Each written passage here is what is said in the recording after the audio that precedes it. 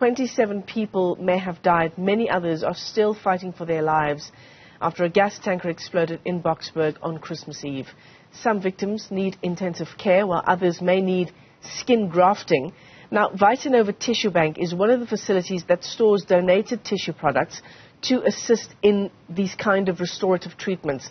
For more on how this can help these survivors of the Boksburg explosion who are still in ICU in hospital, we're joined by recovery manager at Vitanova, Sandra Fenter, joins us via our video link this morning. Sandra, it's great to talk to you. Thanks very much indeed for coming on. And I think that this might be something that perhaps our viewers are not aware of, but the fact that you can be an organ donor, but you can also be a skin donor, is that part of the work that Vitanova does? Exactly that, Michelle, and that's what's so important for people to realize. You know, we always think that something like organ donation affects only a few people far away from me. It doesn't affect me in any way. And this explosion really showed us how ordinary people, within an instant, got affected so badly and that they desperately need that gift of life. So when we say that we're an organ donor, by that we mean that we would like to donate whatever organs or tissue is still viable at the time of our death so that it can be used for someone in need. So apart from the organs, we can also donate then corneas, bone, skin, what we're talking about today, and heart valves. Absolutely necessary to help burn victims. So perhaps if you have taken the decision to become an organ donor, this is just another step further to ensure that any part, as you say, that is viable at the time of death can be used to save a life. Yeah, that's right. And, you know, we say to people we would like people to register as organ donors. Of course, that's a very good thing, but it's really just a marketing tool to get people to talk about donation. Mm-hmm. We don't need to be registered to be donors. All you need to do is say, hey, I'm an organ donor, and tell your family and friends around you about it, because unfortunately at the time of death, we're not there to say, guys, use my organs, use my tissue. So it's very important that friends and family know how you feel about that decision.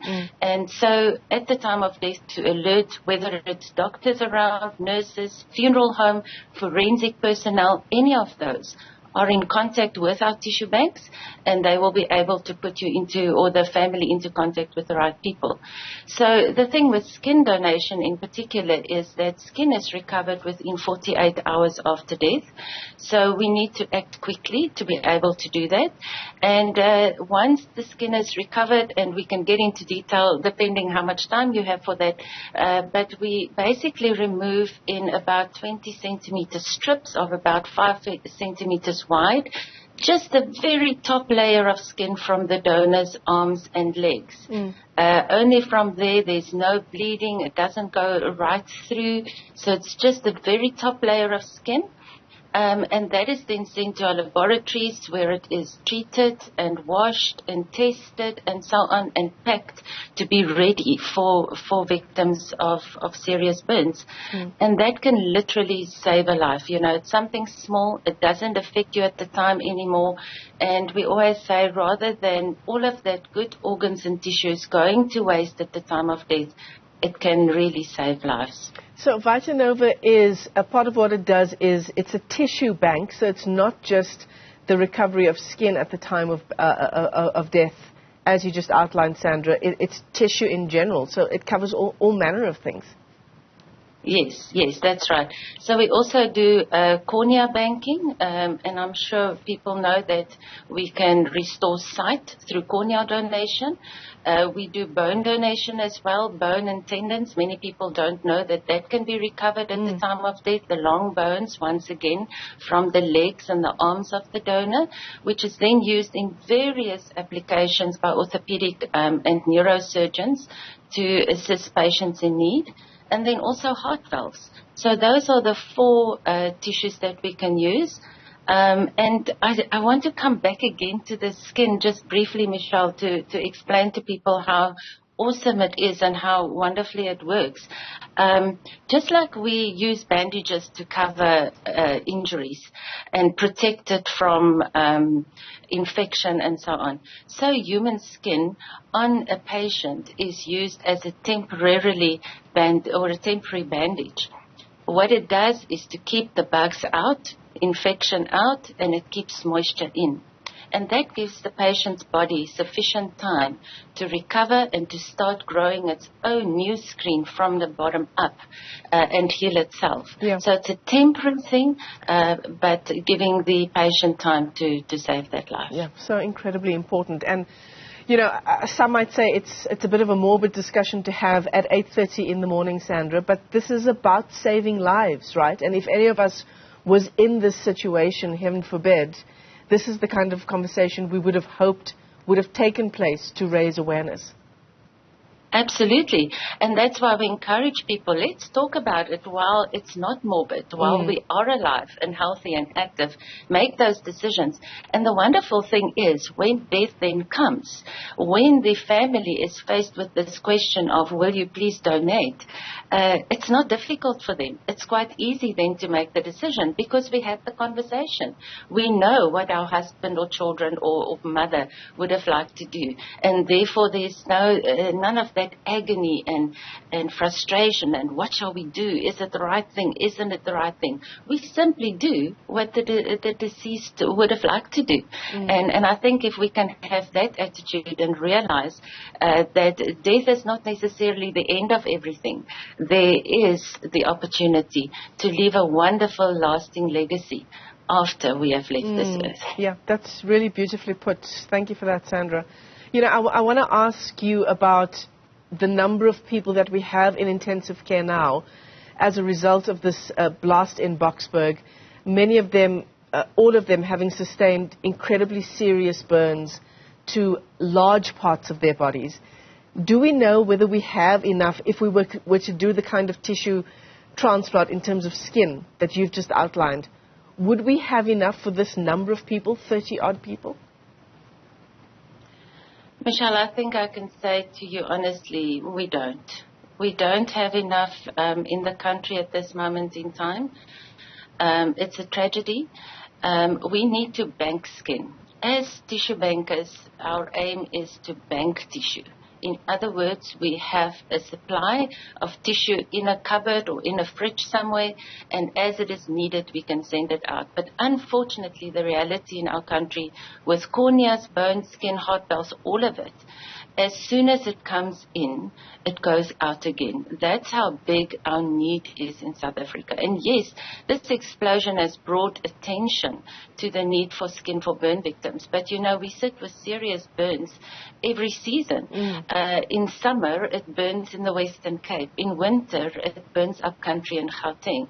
So it's a constant need, and we are struggling to keep up and be able to supply enough skin. So I can tell you right now that no, we don't have sufficient skin, and you know, we really hope there is some available right now, but we really hope that we will be able to help at least some of those people. Sure. That's really heartbreaking and sobering.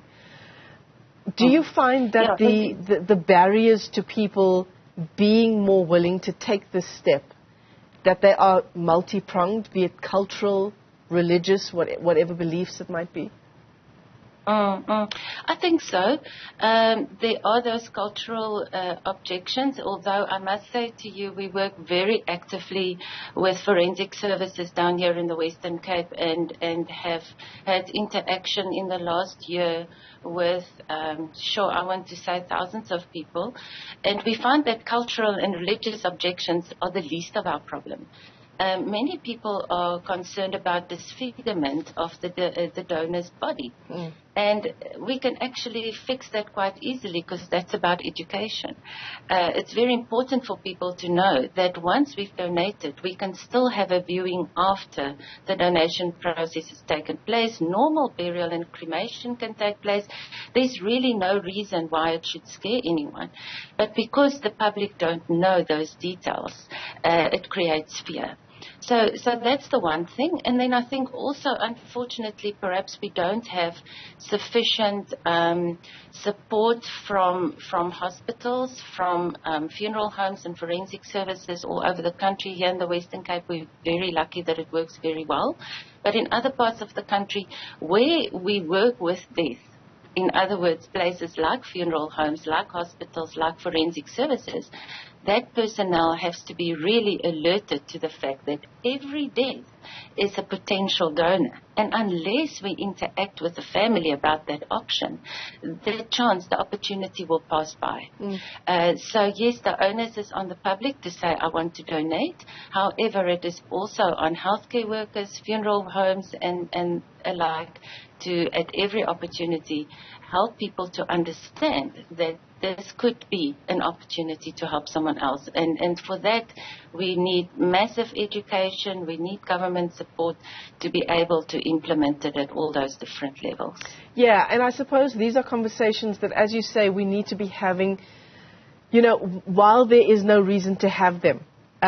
It's a difficult conversation to, for example, be at a hospital with a family who's having a loved one passed away, to then have the conversation around tissue donation.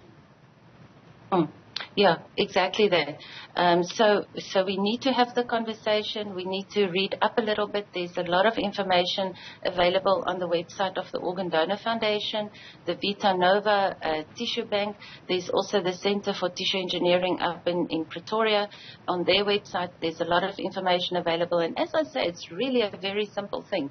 It's simply saying, I want to be a donor. Yeah. And also, there's not, people often think that, oh, I'm too old, I'm too sick, I have diabetes, I have high blood pressure, I can't be a donor, which is, all of it is not true. You know, there's very few illnesses, only the serious transmittable diseases that is a concern to us, and in some cases cancer. But for the most part, almost everybody can be a donor.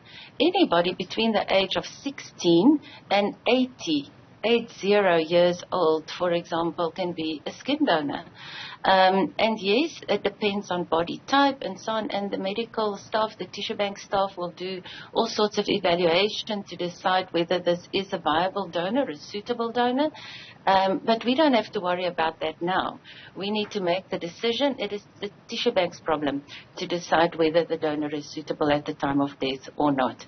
But ordinary ailments like we all have, like diabetes, high blood pressure, it doesn't preclude us from being donors. And in most cases, the cause of death isn't even that important. People who pass away from natural causes, like things like heart attacks and strokes and so on, can be donors, as well as those who pass away in motor vehicle accidents because of suicides, gunshots. Doesn't matter.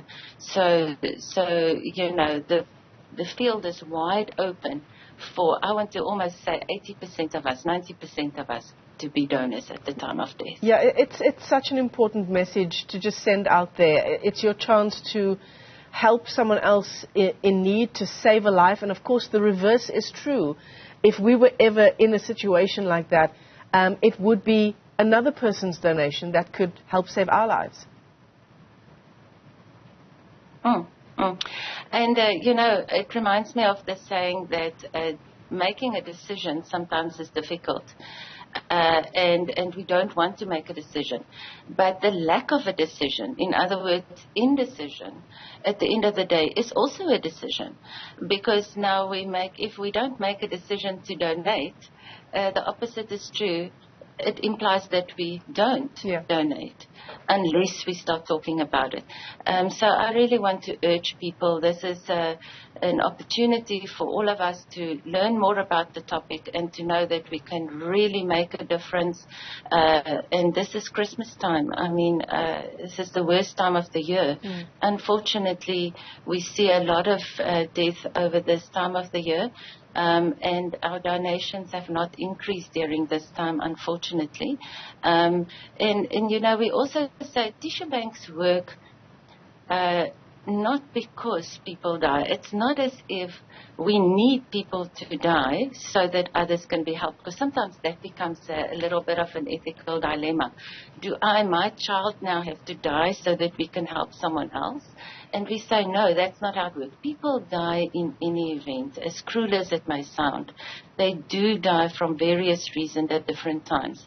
Let's just be prepared when that happens to make that death count, to make a difference for those that are still alive. Sandra Venter, thanks very much indeed for coming on and giving us this important discussion. Recovery Manager at Vita Nova Tissue Bank. Such an important discussion, especially in the wake of the gas tanker explosion in Boksburg. In fact, it's also our breaking news story at this hour that another healthcare worker has now passed away, and that brings the death toll to 27. So it's a story that we continue to track for you here on the channel.